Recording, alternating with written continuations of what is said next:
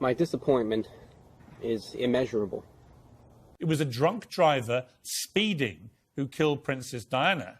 So it wasn't a baying mob that killed her. Furore. Well, you might want it to be a baying mob, and maybe Harry has grown up thinking it was a baying mob. I could tell 100 stories about the way his mother colluded with me as a newspaper editor with the paparazzi. Oh, wow.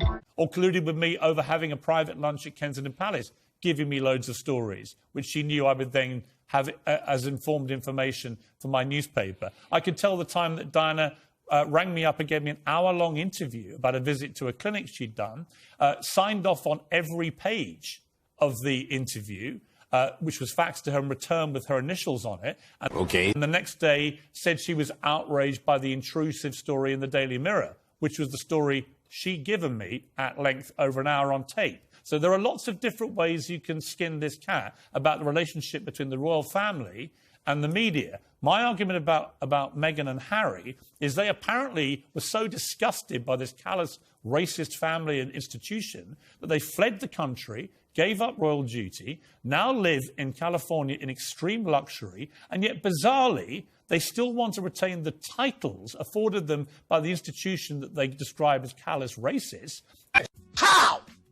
How did they think? And they use those titles to make themselves stinking rich without doing any work. I think that's hypocrisy. Let's go to Di Davis. Well, Di Davis sounds like the rest of the royal family, really. I mean, well, not really, because they do making hundreds and pretty much hundreds a and lot of money hundreds out, not of doing very duties much, a are they? year. Well, they turn up at 100, in 300-400 events a year, the main royals. So they actually do put back. That's the whole point of the royal family. They don't just get paid for nothing. They give back. Here we go again. Di Davis, you were helping to run security of the royal family for many years. What do you make of this? I mean, I read this New York Times piece tonight with a real sinking feeling in my heart that actually the relentless attacks by Meghan and Harry are beginning to really stick in other parts of the world about our country and about our monarchy.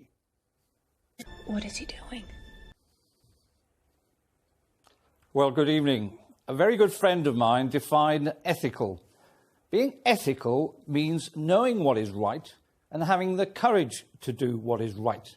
Just answer the damn question. As a former policeman, what I haven't seen one iota so far is evidence. And unfortunately, people like Clarkson give grease to the story. He doesn't represent you, he doesn't represent me, and he doesn't represent 99% of this country. Fact. I take great umbrage as being classified quite often as a police officer or an ex-police officer as racist. I resent it, and I resent those who have the audacity to actually come out with this palatable nonsense with little or no evidence. The whole issue, if they gave that 100 million to charity, I'd have more respect. But I don't think they have. Damn! No, and you know what, Di? I get called a racist all day long on social media now as a direct result of Meghan Markle leaving me out of my former job, in which she basically inferred if you didn't believe her about everything, you must be a racist. What?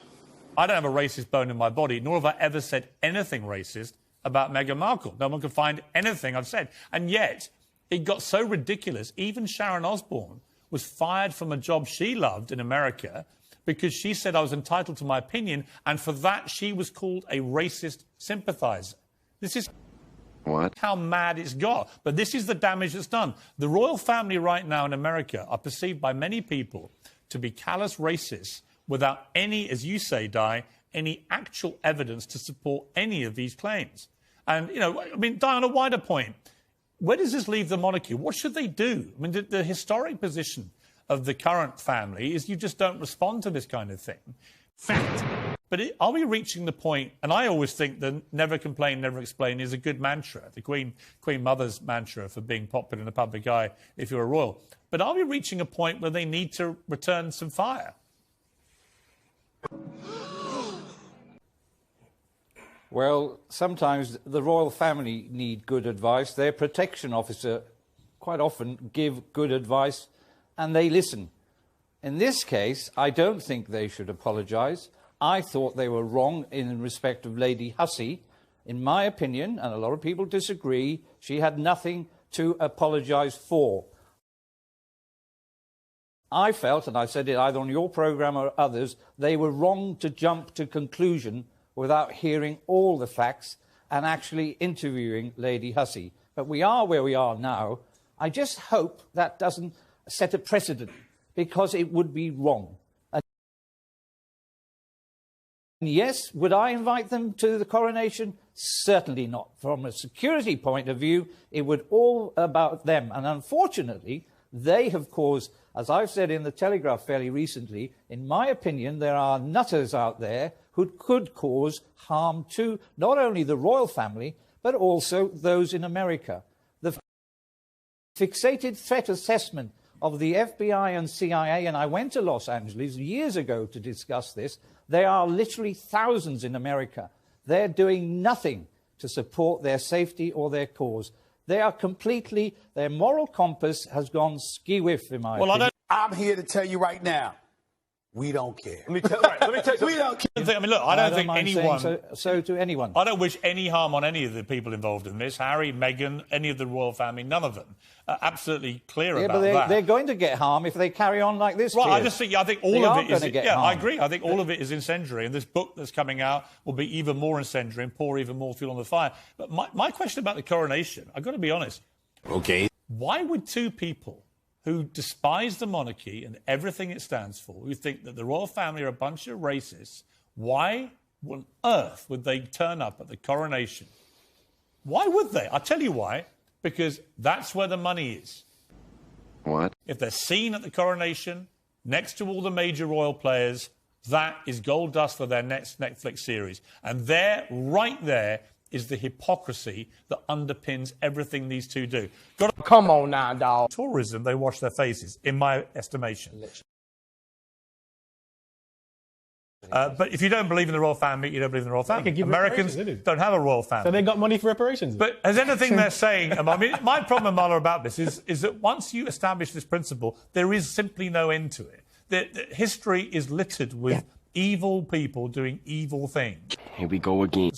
And descendants existing today who can be traced back to these people and their evil things. Once you say we're all culpable today for what happened 300 years ago, 500 years ago, 1,000 years ago, it never stops. We'd be in a perpetual state of what Mr. Barr's utopia is, which is millions of people chanting apologies all day long. Wait for it. Here it comes. 100%. If we are going to take this to its logical conclusion, that means that every single person who is alive today has some sort of claim to reparations. If we all look far enough into our ancestry, we will find heinous crimes committed by those who came before us against those who came before us. This is the worst. So where does it stop? That means white people are going to have a claim to reparations. The Japanese will have a claim to reparations. The Chinese will have a claim to reparations. This is what this means. And for some reason, we focus this just purely on black people as if they're the only ones who have ever suffered throughout their history. Just answer the damn question. Now, this is not to deny that slavery has had some sort of impact that is now affecting the current state of America and the current state of UK. But it is to ask, how big of a slice of that pie is it actually? And you are now handing black people a crutch where they can blame every single thing that goes wrong in their lives on something that happened there's historically. No black people in America without slavery. Fact. Like, you do realise you're not there because you're there because of slavery. And you do realise that there were lots of black slave owners. Oh my God, there were not lots of black. There were. The big problem with the way this conversation is going. Did you deny that? There were black people who owned enslaved, yes, but the profits and the money are with us. They haven't gone. You cannot compare this to Normandy. That's done. It's complete. In fact, Arab slave trade is a great example.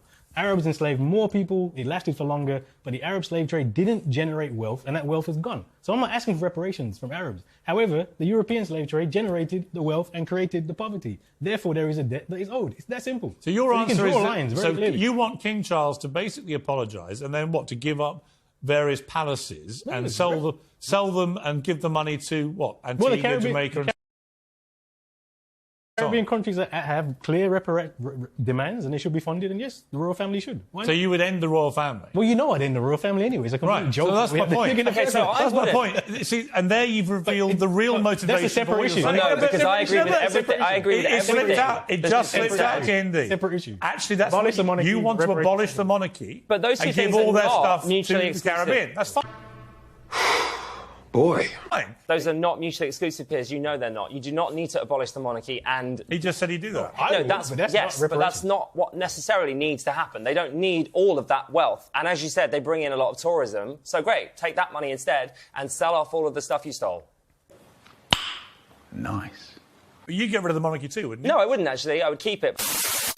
If